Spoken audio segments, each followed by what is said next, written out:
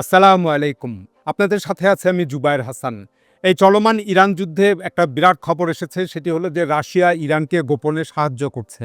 তো গত ২৪ ঘন্টায় এই খবরটা নিয়ে সারা বিশ্বব্যাপী ভীষণ একটা তোলপাড় হয়েছে। খবরটি প্রথমে দিয়েছিল মার্কিন যুক্তরাষ্ট্রের গণমাধ্যম ওয়াশিংটন পোস্ট এবং এরপরে সিএনএন, ওইদিকে এরপর ব্রিটিশ যে বার্তা সংস্থা রয়েছে রয়টার্স, তারা এই খবরটা দিয়েছে। তো সেখানে বলা হচ্ছে যে রাশিয়া বিভিন্ন গোয়েন্দা তথ্য এবং স্যাটেলাইট চিত্রের মাধ্যমে মার্কিন যুক্তরাষ্ট্রের জাহাজগুলো কোথায় অবস্থান করছে, বিমানগুলো কোথায় অবস্থান করছে, সৈন্যবাহিনী কোথায় চলাচল করছে এবং অবস্থান করছে, সেনা ছাউনিগুলো কোথায় এবং মার্কিন সামরিক স্থাপনাগুলো মধ্যপ্রাচ্য জুড়ে কোথায় কোথায় কিভাবে রয়েছে এবং রাডারগুলো কোথায় আছে, এই বিষয়গুলো একদম পুঙ্খানুপুঙ্খভাবে স্যাটেলাইট চিত্রের মাধ্যমে ইরানকে সরবরাহ করছে রাশিয়া। যার ফলে ইরান খুব সহজে অত্যন্ত নিখুঁতভাবে এই মার্কিন সামরিক অবস্থানগুলোর উপরে নিখুঁতভাবে সুনির্দিষ্টভাবে আঘাত হানতে পারছে এবং ব্যাপক ক্ষয়ক্ষতি হচ্ছে। তো যুদ্ধে এ পর্যন্ত ইরান, আমরা দেখলাম যে একটা অসাধারণ সাফল্য তারা দেখিয়েছে গত এক সপ্তাহে।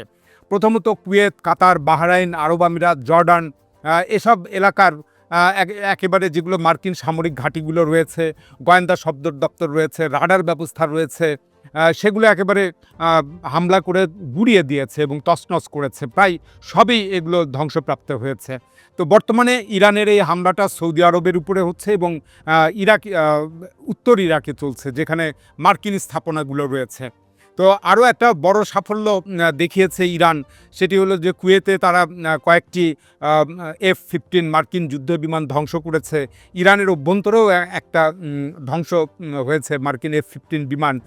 এরপর আমরা দেখলাম যে ২ দফায় সেই ভারত মহাসাগরে অবস্থিত মার্কিন যুদ্ধজাহাজ আব্রাহাম লিঙ্কন, তার উপরে ২ দফা হামলা হয়েছে। একবার ৪টি ক্রুজ ক্ষেপণাস্ত্র নিক্ষেপ করা হয়েছিল, এরপরে কয়েক দফা ড্রোন হামলা করা হয়। এর ফলে সেই মার্কিন রণতরীটি ইরানের সমুদ্র উপকূল থেকে যেটা আগে ৩০০-৩৫০ কিলোমিটার দূরে অবস্থান করছিল, সেটা আরও অনেক দূরে পালিয়ে গেছে। তো এদিকে আমরা দেখতে পাচ্ছি যে প্রতিদিন যুক্তরাষ্ট্রের $১ বিলিয়ন তাদের আর্থিক ক্ষয়ক্ষতি হচ্ছে। এটা একটা হিউজ অ্যামাউন্ট এবং ইরানের এই হামলাটা ইসরায়েলের অভ্যন্তরেও প্রবেশ করেছে এবং সেখানে ইসরায়েলের বিভিন্ন সামরিক স্থাপনা এবং বেসামরিক স্থাপনায় ব্যাপক ক্ষয়ক্ষতি হয়েছে। তো মিডিয়ার সেন্সরশিপের কারণে এই খবরগুলো বাইরে আসছে না বা চিত্রগুলো ঠিকভাবে আসছে না।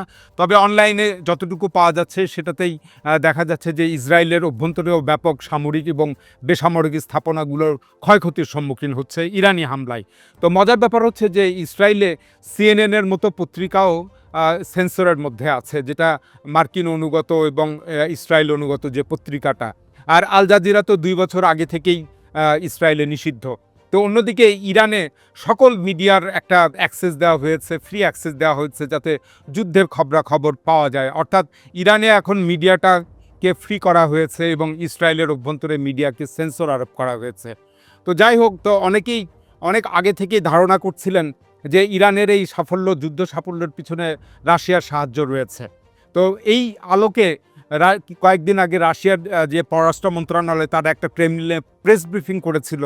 তো সেখানে একটা প্রশ্ন করা হয়েছিল যে ইরানকে রাশিয়া সাহায্য করছে কিনা। তো এর জবাবে রাশিয়ার পররাষ্ট্র মুখপাত্র তিনি বলেছিলেন যে ইরান কোনো সাহায্য চায়নি, সে কারণে যখন সাহায্য চাবে তখন এটা দেখা যাবে। তো এটা আসলে কৌশলী একটা ডিপ্লোম্যাটিক কথা বলেছিলেন রাশিয়ার পররাষ্ট্র মুখপাত্র।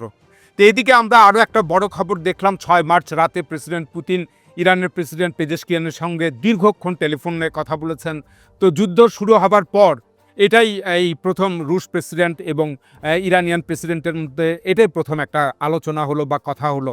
তো এই ঘটনাটা সারা বিশ্বের একটা মনোযোগ আকর্ষণ করে এবং কি কথাবার্তা হতে পারে তাদের মধ্যে, এই নিয়ে জল্পনা কল্পনা চলে। তো ওইদিকে এই সম্পর্কে ক্রেমলিন একটা তারা বিবৃতি জারি করে। সেই বিবৃতিতে বলা হয় যে খামেনির মৃত্যুতে প্রেসিডেন্ট পুতিন গভীর শোক প্রকাশ করেছেন এবং সমবেদনা জানিয়েছেন। তো এছাড়া আরও উল্লেখ করা হয় যে ইরানের উপরে অবিলম্বে হামলা বন্ধ আহ্বান জানিয়েছে রাশিয়া এবং রাশিয়া এটা দেখতে চায় যে রাজনৈতিক এবং কূটনৈতিকভাবে সমস্যার সমাধান হবে এবং আলোচনার টেবিলে দুই পক্ষকে ফিরে যাওয়ার একটা আহ্বান জানিয়েছে। আরও বলা হয় যে প্রেসিডেন্ট পুতিন উপসাগরীয় দেশগুলোর অন্যান্য নেতাদের বা রাষ্ট্রনেতাদের সাথেও তিনি যোগাযোগ রাখছেন। এদিকে ইরানের প্রেসিডেন্ট পেজেশকিয়ান তিনি প্রেসিডেন্ট পুতিনকে বিশেষভাবে ধন্যবাদ জানান এবং তিনি এই যে মাতৃভূমি রক্ষার জন্য ইরানি জনগণ যে লড়াইটা করছে তাদের সার্বভৌমত্ব এবং ভৌগোলিক অখণ্ডতা রক্ষার জন্য, তো এটার সাথে রাশিয়ার এই ইরানি জনগণের সাথে সংহতি প্রকাশ করার জন্য তিনি রাশিয়ার প্রতি ভীষণ কৃতজ্ঞতা জানান। তো পেজেশকিয়ান প্রেসিডেন্ট পুতিনকে এই যুদ্ধের সর্বশেষ পরিস্থিতি সম্পর্কে একটা আপডেট তিনি জানান যে সর্বশেষ কী অবস্থায় রয়েছে এবং উভয় পক্ষ রাশিয়া এবং ইরান এরা দুইজনে আগামী দিনগুলোতে বিভিন্ন চ্যানেলের মাধ্যমে তাদের যোগাযোগ অব্যাহত রাখার বিষয়ে তারা সম্মত হন।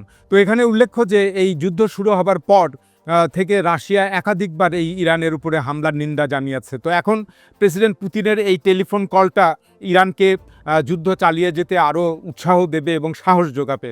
তো এই ফোনালাপ সম্পর্কে মার্কিন যে যুদ্ধমন্ত্রী রয়েছেন পিট হেগসেথ, তাকে প্রশ্ন করা হয়েছিল যে এই ঘটনাটা কী।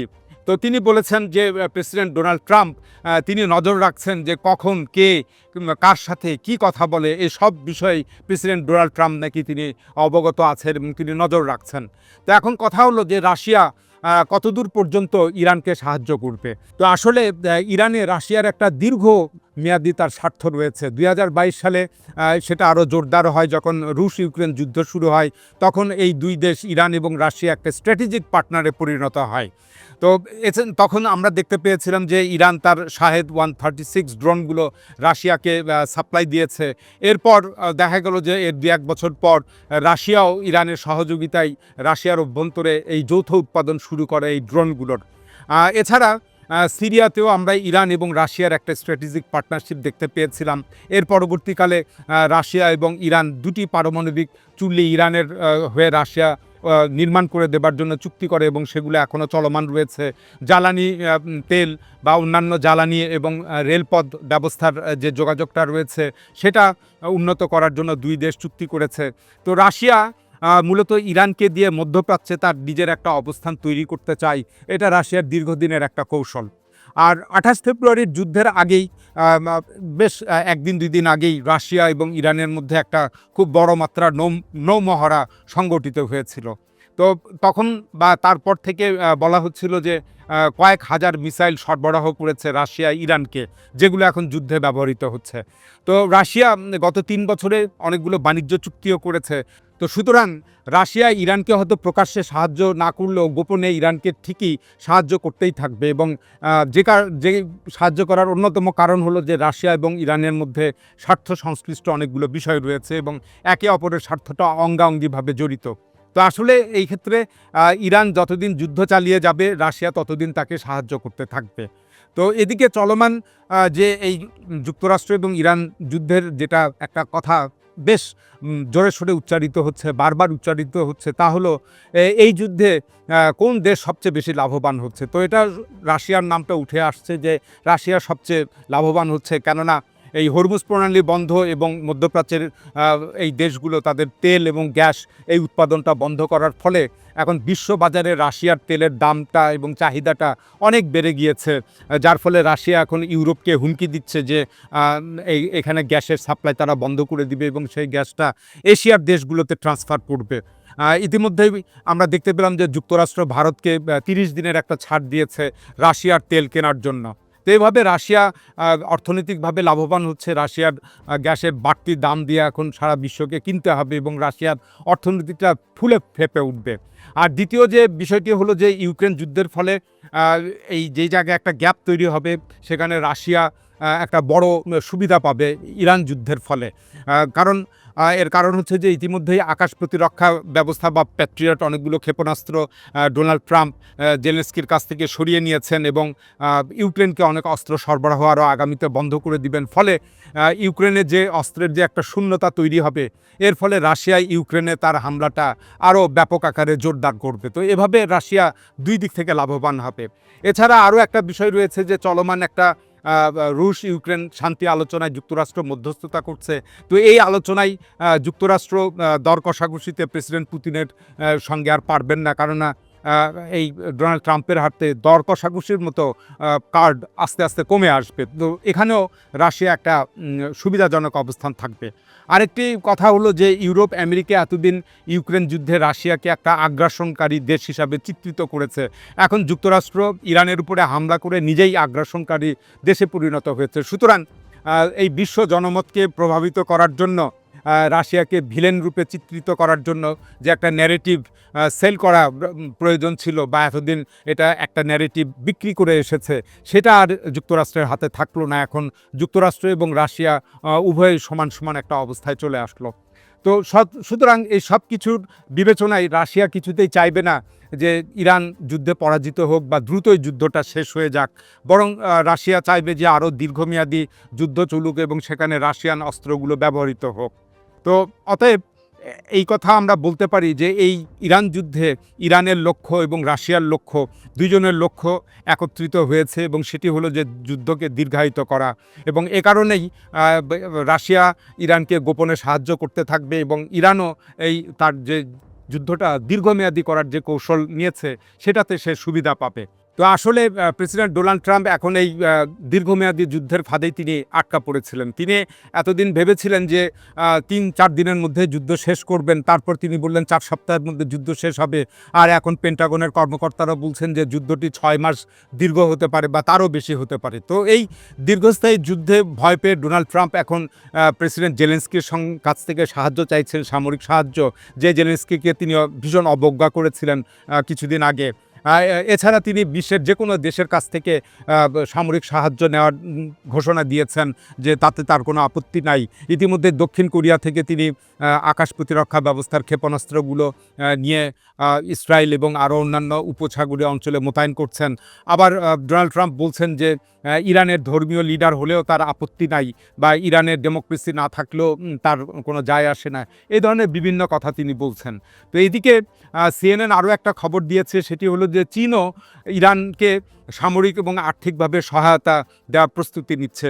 তো মার্কিন গোয়েন্দা সংস্থার বরাত দিয়ে CNN এই খবরটা দিয়েছে, এবং CNN বলছে যে চীন ইরানকে আর্থিক সহায়তার পাশাপাশি খুচরা যন্ত্রাংশ, মিলিটারি হার্ডওয়্যারের খুচরা যন্ত্রাংশ এবং ক্ষেপণাস্ত্র উৎপাদনে সহায়তা দিতে যাচ্ছে। তো এখানে উল্লেখ্য যে গত বছরের জুনে যে 12 দিনের যুদ্ধ হয়েছিল, তারপর চীন ইরানকে অনেকগুলো সারফেস টু সারফেস ক্ষেপণাস্ত্র দিয়েছে, এবং বেশ কিছু অ্যান্টিশিপ মিসাইল বা জাহাজ বিধ্বংসী মিসাইল সরবরাহ করেছে। এই সংবাদগুলো বিশ্ব মিডিয়ায় প্রকাশিত হয়েছিল। তো যুদ্ধ শুরু হবার পর আমরা অনেকে অভিমানী মন্তব্য করতে দেখেছিলাম যে চীন রাশিয়া ইরানকে রক্ষার জন্য কেন এগিয়ে আসছে না। তা আসলে যুক্তরাষ্ট্রের বিরুদ্ধে যখন বড় কোনো যুদ্ধ পরিচালিত হয়, তখন এই ধরনের অপর বড় দেশগুলো প্রত্যক্ষভাবে সাহায্য করে না, বরং তারা পরোক্ষভাবে বা সূক্ষ্মভাবে গোপনে সাহায্য করে, যেটা আমরা আফগান যুদ্ধে দেখেছিলাম। তো চীন এখানে বলা যায় যে এই কারণেই ইরানকে সাহায্য করবে, বেশ কয়েকটি কারণে। যে একটা হচ্ছে যে চীনের যে ব্রিক্সের নেতৃত্বে যে একটা গ্লোবাল সাউথ, নতুন বিশ্ব তারা গড়তে চাইছে। তো ইরান হলো সেই ব্রিক্সের সদস্য। এছাড়া চীনের যে বেল্ট অ্যান্ড রোড ইনিশিয়েটিভ প্রকল্প রয়েছে, সেটাও ইরানের মাধ্যমে সে মধ্যপ্রাচ্য এবং আরও আফ্রিকা অঞ্চলে পৌঁছাতে চায়।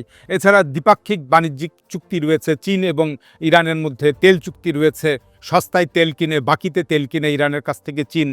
এবং 2021 সালে চীন ইরানের সাথে একটা 25 বছরের মৈত্রী চুক্তি করেছে, এবং সেখানে বিনিয়োগের পরিমাণ বলা হচ্ছে যে 25 বছরে চীন ইরানে $400 বিলিয়ন বিনিয়োগ করবে। সুতরাং চীনের এই স্বার্থটা রয়েছে। তো এসব দিক বিবেচনায় এখন ইরান এই অসম যুদ্ধ কৌশল, যেটাকে এসিমেট্রিক ওয়ার বলে, তো সেটাতে ইরান এই নীতি গ্রহণ করেছে, যেখানে ড্রোন দ্বারা বিভিন্ন মধ্যপ্রাচ্যের অঞ্চলে বা মার্কিন স্থাপনায়, ইসরায়েলি স্থাপনায় তার সামরিক এবং অর্থনৈতিক স্থাপনাগুলোতে হামলা চালাবে এবং যুদ্ধটা দীর্ঘমেয়াদী করবে। তো ধারণা করা হচ্ছে যে ইরানের হাতে 80,000-এর মতো ড্রোন রয়েছে। তো প্রতিদিন যদি 100টি করে ড্রোন নিক্ষেপ করে ইরান, তাহলে 800 দিন বা 2.5 বছর এই যুদ্ধটা চলবে। এবং ভূগর্ভেও তাদের ড্রোন এবং মিসাইল উৎপাদন কারখানা রয়েছে ইরানের। তো এভাবে ইরান একটা গত কয়েক বছরের দীর্ঘমেয়াদী যুদ্ধের প্রস্তুতি নিয়েছে, এবং এই দীর্ঘস্থায়ী যে যুদ্ধ হবে, যুদ্ধের মোড়টা এখন সেদিকেই যাচ্ছে। এখন এ পর্যন্তই। আল্লাহ হাফেজ।